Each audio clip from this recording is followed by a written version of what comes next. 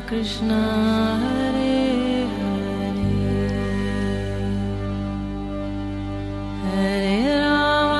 हरे राम राम राम हरे हरे।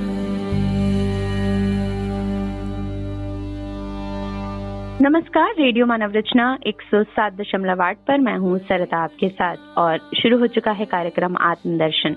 श्रोताओं, जैसा कि आप सब जानते हैं कि इस कार्यक्रम में हम बात करते हैं प्रभु श्री कृष्ण की, उनकी लीलाओं की। बहुत सारी पुस्तकों और ग्रंथों में उनकी लीलाओं का वर्णन मिलता है और आजकल इस कार्यक्रम में हम जिस विषय में चर्चा कर रहे हैं, बात कर रहे हैं, वो है श्रीमद् भगवद गीता।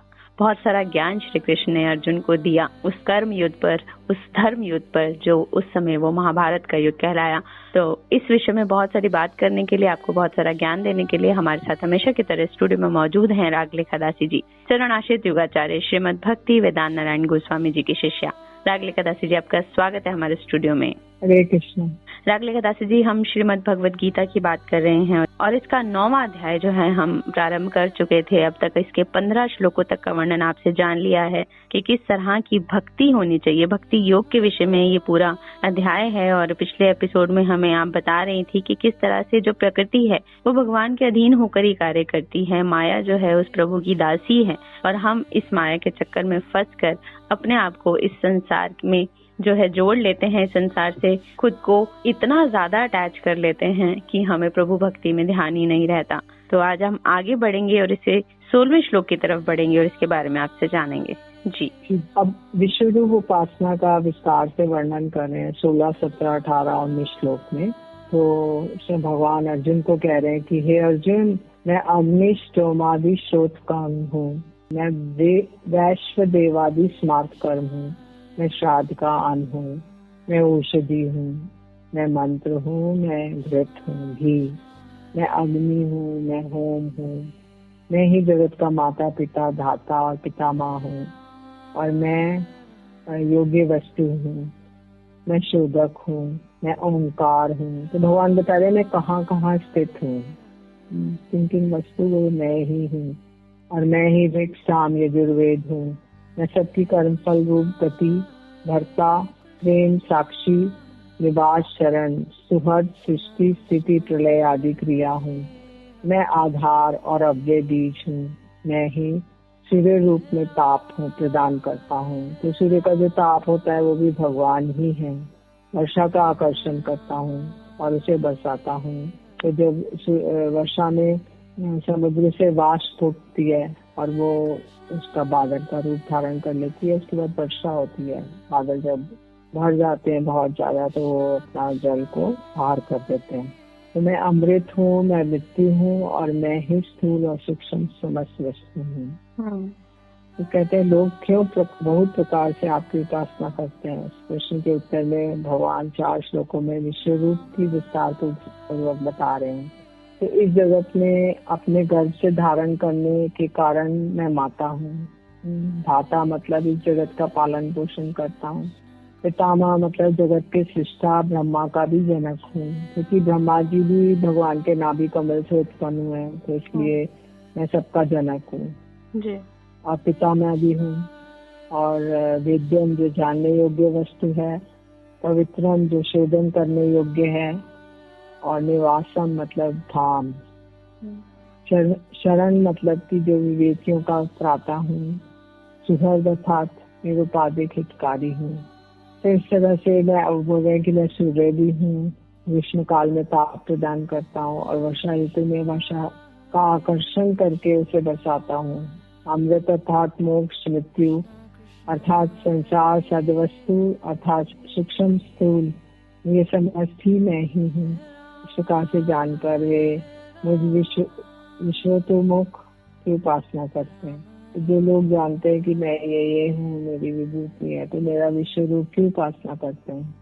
भगवत उपासना नहीं करके वैदिक कर्म कांड करने वाले सकाम कर्मी और सदा संसार के दुखों का अनुभव करते हैं। इसे ही श्लोकों में बता रहे हैं। इसे 20 नंबर श्लोक में बता रहे हैं कि तीनों वेदों में कहे गए सकाम कर्म निष्ठ व्यक्ति यज्ञों के द्वारा मेरी पूजा कर, यज्ञ अवशेष संसार का पान कर, पाप रहित होकर स्वर्ग गमन की प्रार्थना करते हैं। पुण्य कर्म के रूप में इंद्रलोक को प्राप्त कर वो दिव्य देव भोग्य भोगों का उपभोग करते हैं।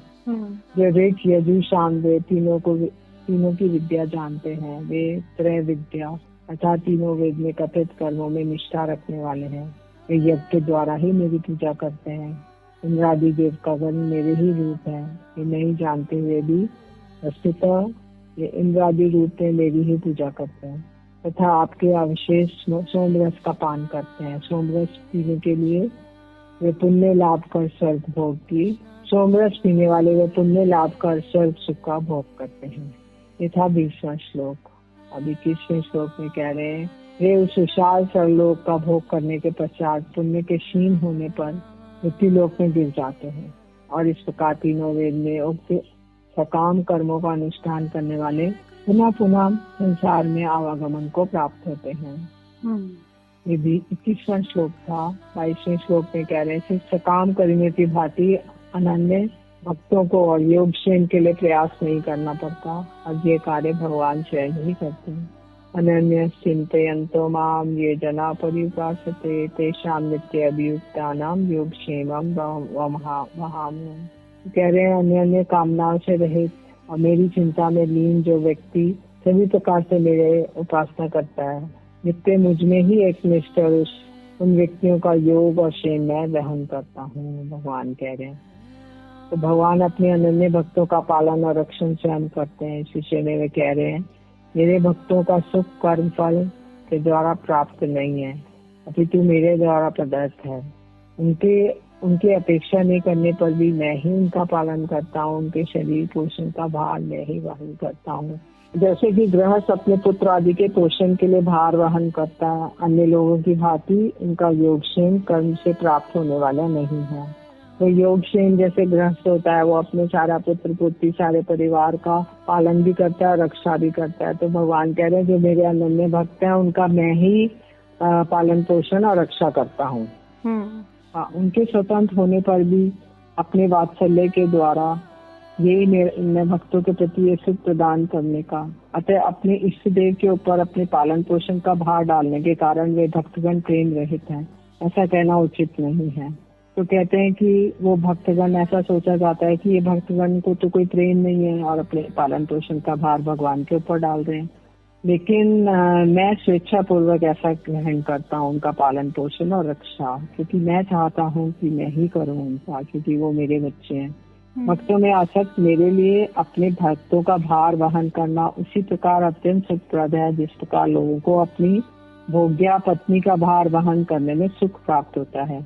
अब पत्नी है, वो तो बहुत सा भोग चाहती है और पैसा चाहती है, लेकिन उसका जो पति है तो वो उसको बड़ा सुख प्राप्त होता है। तो ऐसे ही मैं भी अपने भक्तों का भार वहन करने के लिए मुझे वो सुखप्रद है, दुखप्रद नहीं है। मैं नहीं सोचता कि अरे ये क्या मुसीबत आ गई और मैं क्यों करूं। भगवान ऐसा नहीं सोचते हैं। तो भगवान किस प्रकार भक्तों का योगक्षेम वहन करते हैं, इसके लिए एक सत्य घटना दी जा रही है। अर्जुन मिश्र नाम के एक दरिद्र ब्राह्मण थे, किंतु वे थे परम भगवत भक्त। उन्होंने भगवत गीता की एक टीका लिखी। वे नित्य प्रातःकाल भजन कार्य से निमट कर एक प्रहर दिन चढ़ने तक गीता की टीका लिखा करते थे। इसके बाद वे भिक्षा के लिए बाहर चले जाते। भिक्षा में जो कुछ पाते पत्नी के आगे रखते थे। वे बड़े प्रेम से रसोई बनाती और भगवान को भोग लगाकर पति को महाप्रसाद भोजन कराती, और जो कुछ बचता संतुष्ट चित्त से स्वयं पा लेती। उनके सभी कपड़े फटे पुराने थे, केवल एक धोती कुछ अच्छी थी जो बाहर पहन ओढ़कर जाने के लिए ढककर लज्जा निवारण करती। स्वामी जब भिक्षा से लौटते तब ब्राह्मणी उसी धोती को पहनकर बाहर आती जाती थी और गृह कार्यों को संपन्न करती। फिर भी दरिद्रता को भगवान की देन समझकर दोनों सर्वथा संतुष्ट रहते। गृह देवता श्री गोपीनाथ जी कृपा करके जो कुछ भिक्षा दे देते थे, वे उन दोनों उसे उनको निवेदित कर महाप्रसाद पाते थे। महाप्रसाद होता है जो भगवान को निवेदित कर दिया गया भोग, तो उसके बाद वो महाप्रसाद बन जाता है। और भक्तों को अगर उसके बाद दिया जाए तो महाप्रसाद बन जाता है जी। और सर्वदा उनकी ऐसी ही भावना होती। इसी प्रकार अनेक दिन आनंद से कटते गए। संसारिक दुख कष्ट से वे तनिक भी विचलित नहीं होते थे। ऐसे ही वो जो अर्जुन मिश्र थे ब्राह्मण, उन्होंने नियमित रूप से गीता की टीका लिखते एक दिन ब्राह्मण भजन से निवृत्त होकर टीका लिखने बैठे तो अनन्य चिंतयन्तो माम, ये जो श्लोक था ये उनके पास आ गया।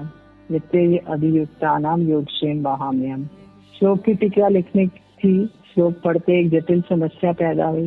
वे किसी प्रकार भी उसका समाधान नहीं कर पा रहे थे कि जो स्वयं भगवान है वह संपूर्ण विश्व ब्रह्मांड के एकमात्र अधीश्वर है।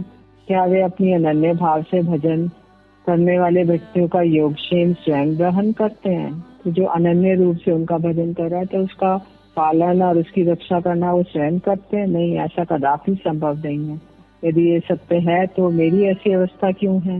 मैं तो अनन्य भाव से केवल उन्हीं का भरोसा करता हूँ। मैंने अपना सब कुछ उन्हीं के चरणों में अर्पण कर दिया है, फिर भी मुझे ऐसी दरिद्रता का दुख क्यों भोग करना पड़ता है?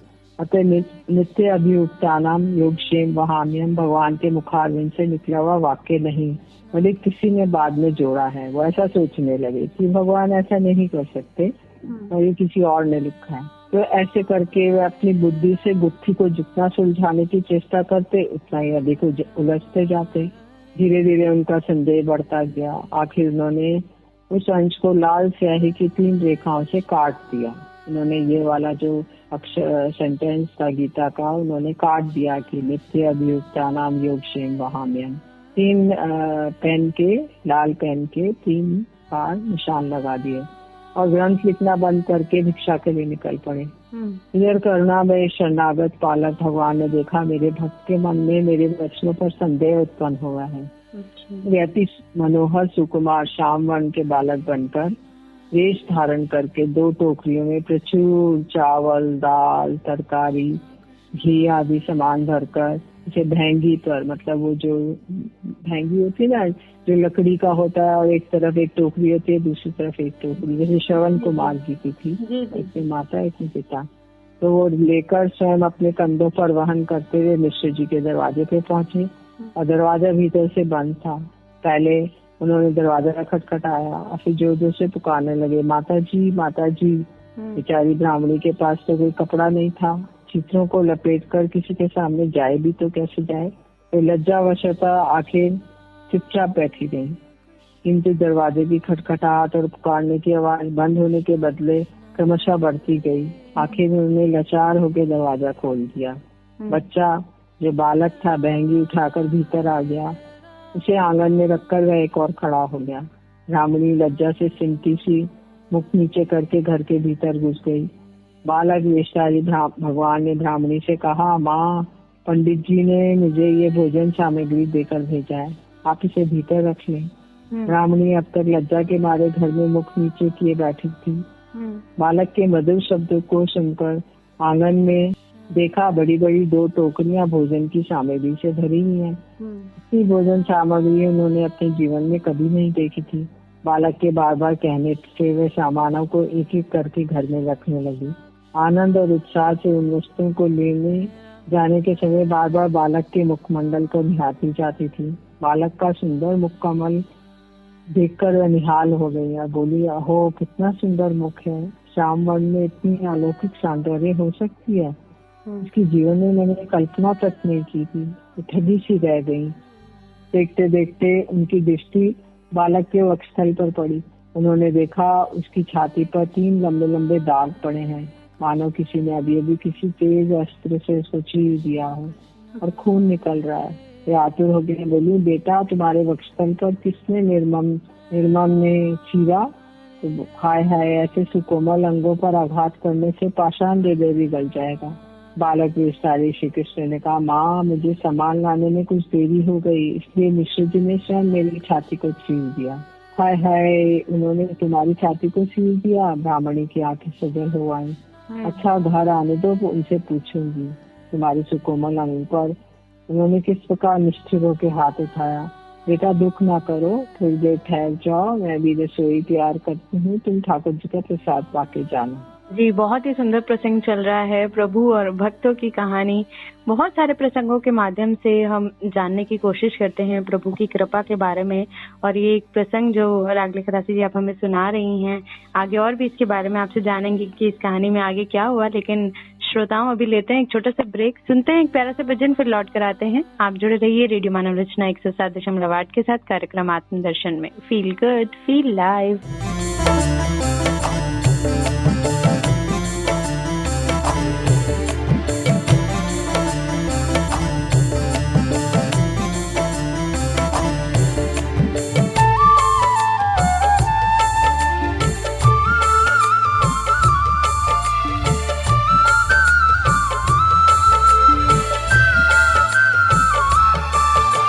कृष्ण जिनका नाम है, गोकुल जिनका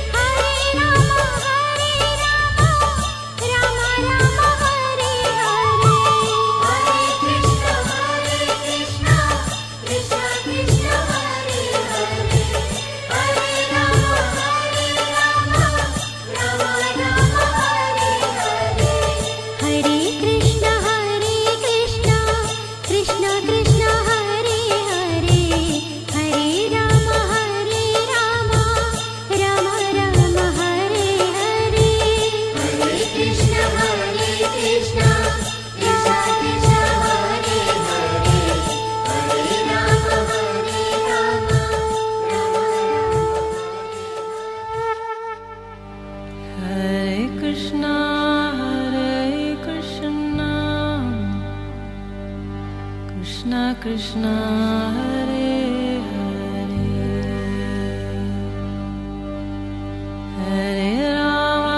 Hare Rama Rama Rama Hare